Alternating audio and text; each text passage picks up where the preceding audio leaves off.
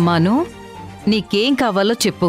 Chef నీకు నచ్చిన dishes తయారు చేస్తారు, పనివాళ్లున్నారు, నీకేం కావాలో అన్నీ చూసుకుంటారు. ప్రశాంతంగా నిద్రపోక చాలా రోజులైంది వాణి. వెళ్ళి కాస్త పడుకుంటాను. అదేంటమ్మా, ముందు నువ్వు ఫ్రెష్ అవ్వాలి, ఏదైనా తినాలి కదా.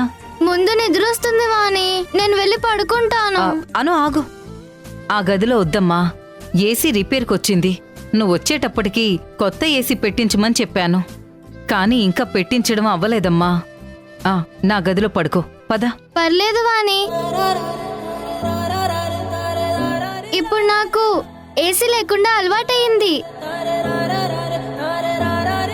నాకు కావాల్సింది ఏసీ కాదు, నిద్ర. అను,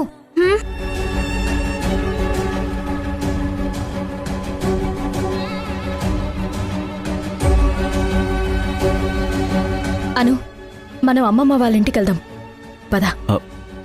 వింధ్య, ఏంటిది? ఏదైనా ఉంటే తర్వాత మాట్లాడుకుందామని చెప్పాను కదా.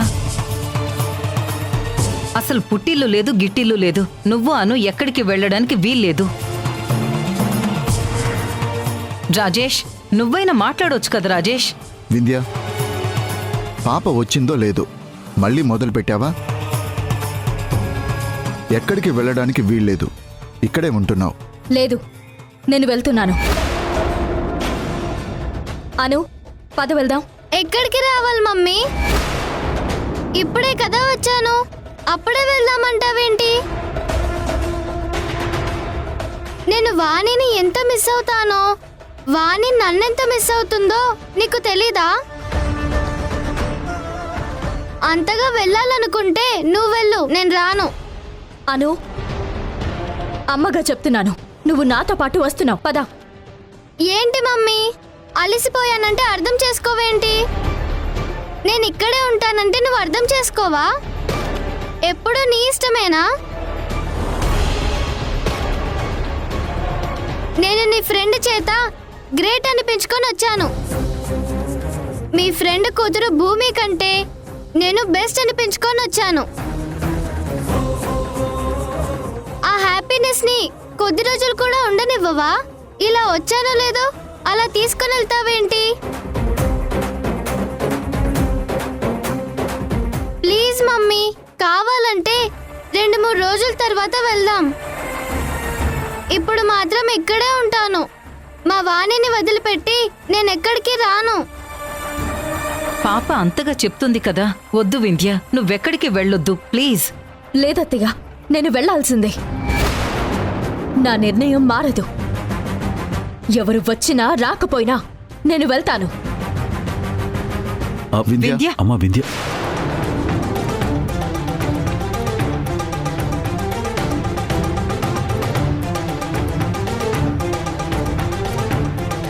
రాజేష్, వింధ్య అసలు ఎంత చెప్పినా వినట్లేదు. లోపలికి వెళ్ళి నువ్వు మాట్లాడు, తనని కన్విన్స్ చేయి. మమ్మీకి ఏంటి ప్రాబ్లం? ఇప్పుడు నీకు చెప్పినా అర్థం కాదులేమ్మా. నువ్వు ఫ్రెష్ అవుదువు గాని పద, రా. రాజేష్,